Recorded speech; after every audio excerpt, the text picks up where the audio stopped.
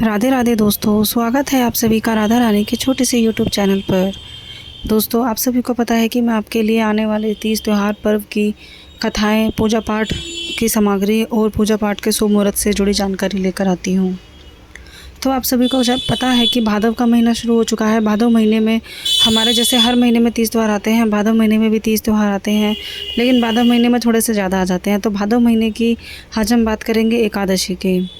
भादव महीने में कृष्ण पक्ष की जो एकादशी है उसका नाम रहेगा अजा एकादशी, जो कि 18 तारीख को शाम को 5:22 से शुरू हो जाएगी और 19 अगस्त को दोपहर 3:32 पर ख़त्म हो जाएगी। आप सभी को जानकारी दे दें कि आप भारत में कोई भी त्यौहार बनाया जाता है तो उदया तिथि के हिसाब से बनाया जाता है। उदया तिथि के हिसाब से 19 अगस्त को अजा एकादशी का व्रत रखा जाएगा। इसका लाभ क्या होता है दोस्तों? ये हमारे सभी पापों को नष्ट कर देता है, पुण्य की जो है प्राप्ति कराता है, सभी तीर्थ का फल हमें एक साथ मिल जाता है। साथ ही साथ अजा एकादशी की व्रत कथा पढ़ने से हमें 700 अश्वमेध यज्ञ की प्राप्ति होती है। तो अगर आप मेरे चैनल पर पहली बार आए हैं तो मेरे चैनल को सब्सक्राइब कीजिए, वीडियो को लाइक कीजिए, शेयर कीजिए, कमेंट कीजिए। अब हम बात करते हैं अजा एकादशी कथा की। तो राजा हरिश्चंद्र जो है पुराने समय पुरानी कथा है। सूर्यवंश की जो 31वीं पीढ़ी के राजा थे राजा हरिश्चंद्र, जो कि बहुत अच्छे राजा थे और बहुत ही उनके पास राज्य, राजपाट, धन दौलत था। उन्होंने अपने महल के दरवाजे पर एक श्याम पट पर मणियों, रत्नों, हीरे, पन्नाओं से लिखा हुआ था कि हमारे महल में मुँह मांगा दान दिया जाता है, जो भी इच्छाएँ होती हैं वह पूरी की जाती हैं। एक बार उनके महल के सामने से विश्वामित्र ऋषि गुजर रहे थे। विश्वामित्र ऋषि ने जैसे ही श्यामपट पर पढ़ा वह उनके राज्य में गए और उन्होंने अपनी मांग उनके सामने रखी कि पहले तो मुझे अपना सारा राज्य दे दो।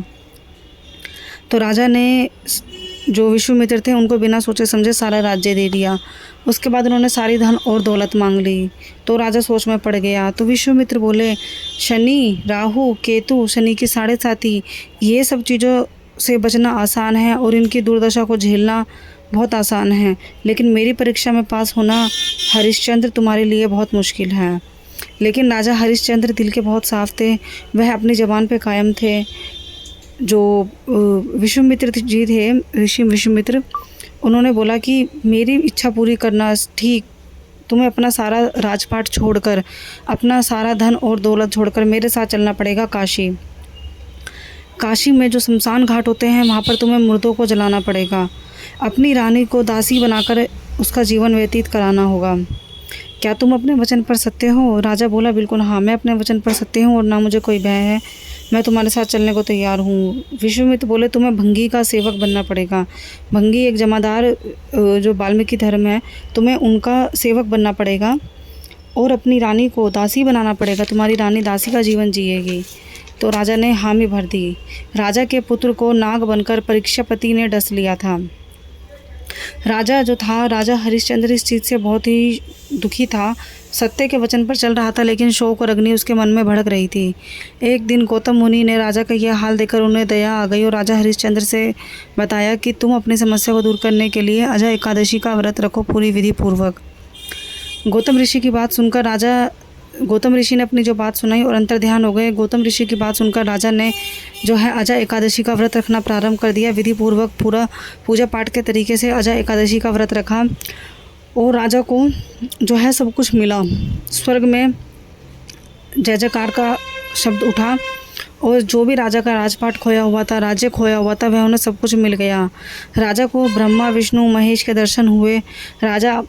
दर्शन होने के बाद राजा ने जो है अपना सारा राजपाट प्राप्त कर लिया। अपनी धर्मपत्नी को उन्होंने वापस रानी के रूप में देखा। अपने मृत बेटे को, पुत्र को वापस जीवित देखा उन्होंने। तो राजा ये जो था इन सब को देखकर बहुत खुश हुए और वापस अपने राज्य की ओर जाने लगे। जैसे ही राजा अपने राज्य में गए तो राजा ने अपनी ये अजा एकादशी की जो व्रत कथा है और अजा एकादशी के व्रत का जो महत्व है वह अपने राज्य के प्रत्येक मनुष्य को बताया।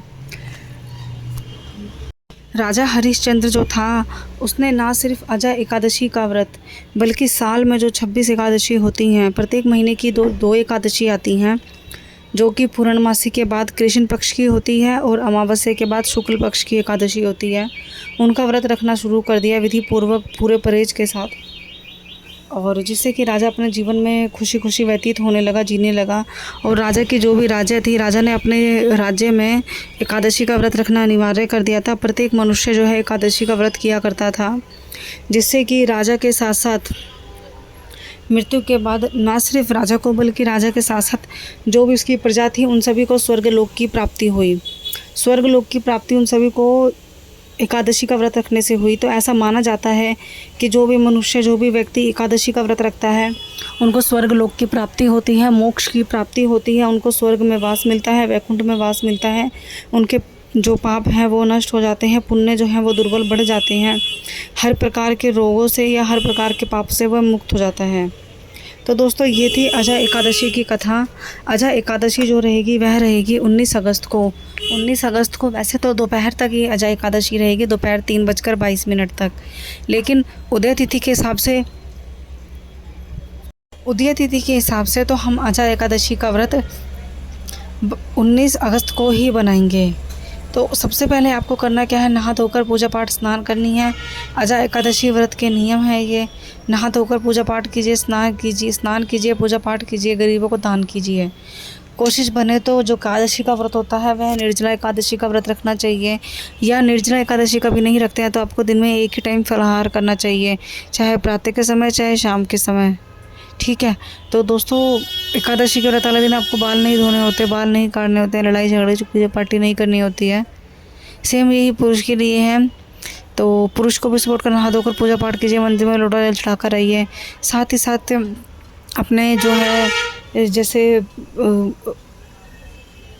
अजय एकादशी के दिन आप विष्णु भगवान की आराधना कीजिए, जितना बन पड़े विष्णु भगवान के मंत्रों का जाप कीजिए। माता तुलसी की आराधना कीजिए, जो कि साक्षात लक्ष्मी के रूप में विराजमान है तुलसी के पौधे में। दोस्तों यही कुछ जानकारी थी जो कि हमारी अजय एकादशी की जानकारी थी। अगर आपको मेरी जानकारी अच्छी लगे तो प्लीज़ मेरे चैनल को सब्सक्राइब कीजिए, मेरी वीडियो को लाइक कीजिए, शेयर कीजिए, कमेंट कीजिए। आप सभी को पता है कि मैं आपके लिए ना सिर्फ अजय एकादशी बल्कि आपके लिए पूरे साल में होने वाले इस त्योहारों की जानकारी लेकर आती हूँ। तो प्लीज़ मेरे चैनल को सब्सक्राइब करके रखिएगा। मेरी वीडियो अच्छी लगे तो लाइक और कमेंट कीजिएगा। अब मिलते हैं अगली वीडियो में। धन्यवाद।